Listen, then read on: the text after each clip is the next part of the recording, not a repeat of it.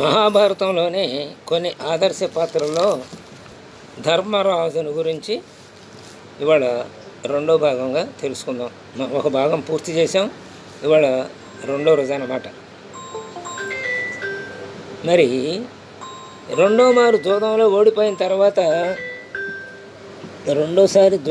ఓడిపోయిన తర్వాత పాండవులు మరి అరణ్యవాసం చేయాలి కదా, అందుకని అరణ్యవాసం ప్రారంభించారు. అరణ్యాల్లో తిరుగుతాం ప్రారంభించారు. అందువల్ల అప్పుడు ఏమైందంటే హస్తినాపురంలో మరి ఉన్న ప్రజలందరూ కూడా వీళ్ళని ఎంతో ప్రేమించేవారు. అందుకని వారందరూ కూడా విచారగ్రస్తులయ్యారు. వీళ్ళ అరణ్యవాసం కారణంగా వాళ్ళు కూడా విచారగ్రస్తులయ్యారు. వారు కౌరవులను నిందించసాగారన్నమాట. ఈ ప్రజలంతా పెద్ద సంఖ్యలో ఈ ప్రజలే పాండవులతో పాటుగా ఇళ్ళు వాకిళ్ళు వీడి అడవులకు వీళ్ళు కూడా పాండవుల వెంట వెళ్ళిపోయారు. వారిని అనుసరించారన్నమాట పాండవుల ప్రజలు కూడా.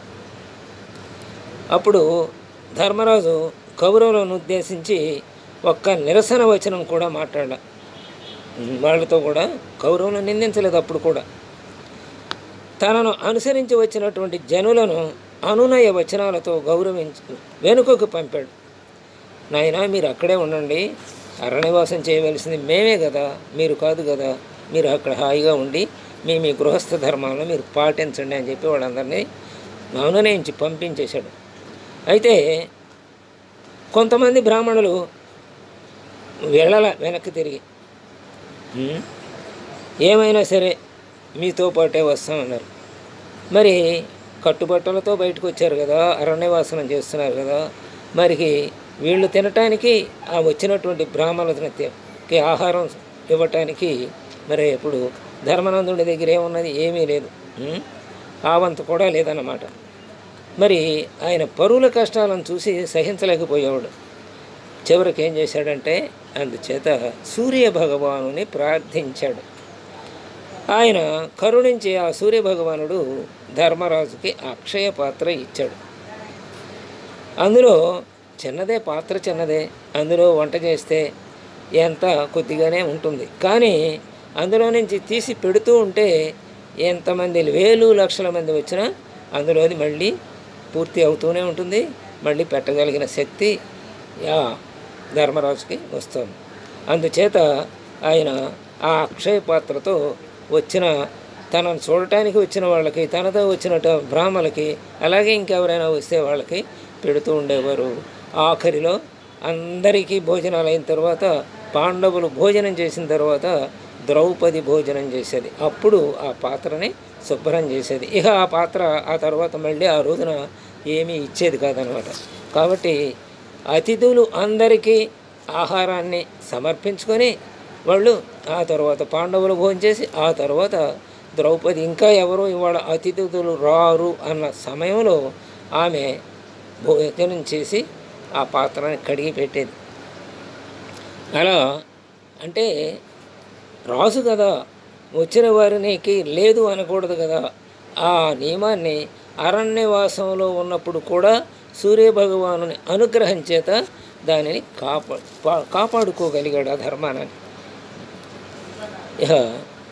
ఇలా అక్కడే ఉండి యజ్ఞయాగాదులు అనుష్ఠించుకునేవారు. అలాగే అజాత శత్రువు అని పేరు కూడా పొందాడు. అంటే ఎవరు జయించలేనటువంటి వాడు. అంటే తనని ఎవరు బాధ పెట్టినా తాను దాన్ని స్వీకరించేవాడు కదా, అందుకని అజాత శత్రువు. వాస్తవంగా అతనికి నిజంగా అసలు ఎవరి మీద ద్వేషం ఉండేది కాదు. శత్రువులను కూడా అతను ప్రేమించేవాడు. ఆయన ఎప్పుడూ సద్భావనలే ఆయన హృదయంలో కలుగుతూ ఉండేవాడు వారి పట్ల కూడా. అతని దృష్టిలో అతని శత్రువు కూడా అతని వలన సేవలను అనుభూతిని అంటే సహాయాన్ని పొందటానికి పాత్రుడే అని భావించేవాడు. అంటే అపకారికి కూడా ఉపకారం చేయడమే కదా సజ్జనులోని మహోన్నత లక్షణం అని మనం ఓ పద్యం కూడా చదువుకుంటాం. అపకారికి ఉపకారం నెపమెన్నక చేయువాడు నేర్పరి సుమతి అని. ఇలా ఒకప్పుడు ఇలా చక్కగా కాలం గడుస్తుంది. అప్పుడు పాండవులు ద్వైతవనంలో ఉన్నారు. అరణ్యవాసంలో అప్పుడు ఆ సమయంలో ద్వైతవనంలో ఉన్నారు. అప్పుడు దుర్యోధనుడు ఘోషయాత్ర నెపంతో తన మంత్రులను సోదరులను అంతఃపుర స్త్రీ జనాన్ని వెంటబెట్టుకొని విశాలమైన సేనతో వచ్చాడు అక్కడికి. ఎండికి పాండవులకు తన వైభవాన్ని చూపాలి అని. అంటే పాండవులు తన వైభవాన్ని చూచి కుళ్ళి అసూయతో ఏడవాలి అని. మరి ఎవడి లక్షణం వాడికి ఉంటుంది కదా, వాడి లక్షణం అదే. ఎదటివాడికి ఉంటే చూర్చి ఓర్చలేనివాడు అసూయతో కుళ్ళిపోయేవాడే కదా. అందుకనే వాళ్ళు కూడా పాండవులు కూడా అలాగే ఏడుస్తారు తన వైభవాన్ని చూచని దుర్యోధనుడు ఆ రకంగా వాళ్ళని అవమానం పాలు చేయటానికి అక్కడికి వెళ్ళాడు, ఆ ద్వైతవనానికి. అయితే అక్కడ సరోవరం ఉంది. దాని తీరాన యుధిష్ఠిరుడు కుటీరం నిర్మించుకొని అందులో ఉంటున్నాడు. ఆ సరోవరంలోనే జలక్రీడలు సాగించే తలంపుతో దుర్యోధనుడు తన వారితో అందరితో వచ్చాడు. దాని తీరానికి వచ్చాడు. అక్కడ అంతకుముందే ఆ సరోవరాన్ని గంధర్వులు చుట్టుముట్టి ఉన్నారన్నమాట. వారితోడ దుర్యోధనుడికి పోరాటం మొదలయ్యింది. గంధర్వులు అంతకుముందే అక్కడికి రావటానికి కారణం ఏమిటంటే, ఇంద్రుడు దుర్యోధనుని యొక్క దురాలోచనని కనిపెట్టి ఈ గంధర్వులను అక్కడ పంపించి దుర్యోధనుడికి అవమానం జరగాలి అని చెప్పి పంపించాడనమాట. అందుకనే వాళ్ళు అక్కడికి వచ్చారు. ఈ దుర్యోధనుడు వచ్చే ముందే వాళ్ళు అక్కడ ఆ సరోవరాన్ని చుట్టుముట్టి ఉన్నారు. అయితే మరి దుర్యోధనుడు సామాన్యుడు కాదు కదా, అందుచేత వాళ్ళతోటి జగడం ప్రారంభమైంది గంధర్వులతోటి. ఇరు వర్గాల మధ్య భయంకరమైన రోమాంచకరమైనటువంటి యుద్ధం జరిగింది. చివరికి గంధర్వులే విజయం సాధించారు. వెంటనే దుర్యోధనుని బంధించారు. అలాగే రాణివాసం వారిని కూడా బంధించారు. వీరందరినీ తీసుకుపోవటానికి తీసుకుపోవటానికి ఉద్యుక్తులయ్యారన్నమాట గంధర్వులు. ఆ సమాచారం ధర్మనందనుడికి తెలిసింది. అప్పుడు ఆయన అంటే ఆ ధర్మనందనుడు తన సోదరులను పిలిచాడు. మీరు వెంటనే వెళ్ళి బలిమి మేర పోరి అంటే మీ శక్తి మేర పోరి మన దుర్యోధనుని సపరివారంగా విడిపించి తీసుకొని రండి అని భీమార్జునులకు ఆదేశించాడు తన సోదరులకి. ఆ కౌరవరాజునకు మనం చేయవలసిన ప్రాచిత్తం గంధర్వులే చేసేశారు. వానిని ఇంకా మనం విడిపించాలి. మనం ఎందుకు విడిపించాలి అన్నారు వీళ్ళు. మనం చేయాల్సిన ప్రాయశ్చిత్తం ఏదో వాళ్ళే చేశారు, ఇంకా మనం ఎందుకు విడిపించడం అన్నారు. ప్రతికూల భావాన్ని వ్యక్తపరిచారు సోదరులు. అయితే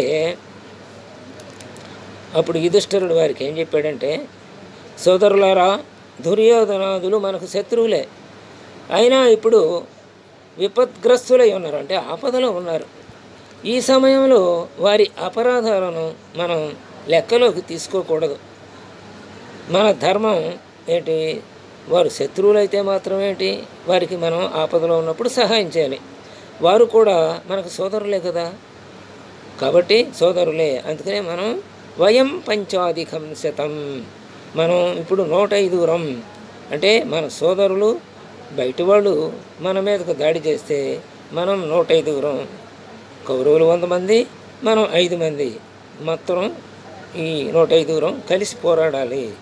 అలాగే మనకు వచ్చినప్పుడు వాళ్ళు వేరు మనం వేరు, వాళ్ళతో అప్పుడు పోట్లాడదాం. ఇప్పుడు బయట వాళ్ళు వచ్చారు కాబట్టి మనం 105గా భావించి మన సోదరుని మనం రక్షించుకోవటానికి మనం తప్పకుండా ఆ గంధర్వులను పారద్రోలి వాళ్ళని వారి చెర నుంచి, ఆ గంధర్వుల చెర నుంచి దుర్యోధని సపరివారాన్ని అందటినీ విడుదల చేయించాలి మనం అని వాళ్ళకి నచ్చజెప్పటంతో ఇక ఆ మాటలని విని వాళ్ళు వెంటనే వెళ్ళి గంధర్వుల మీద అర్జునుడు బాణవర్షం కురిపించాడు. వారిని పరాజితుల్ని చేశాడు.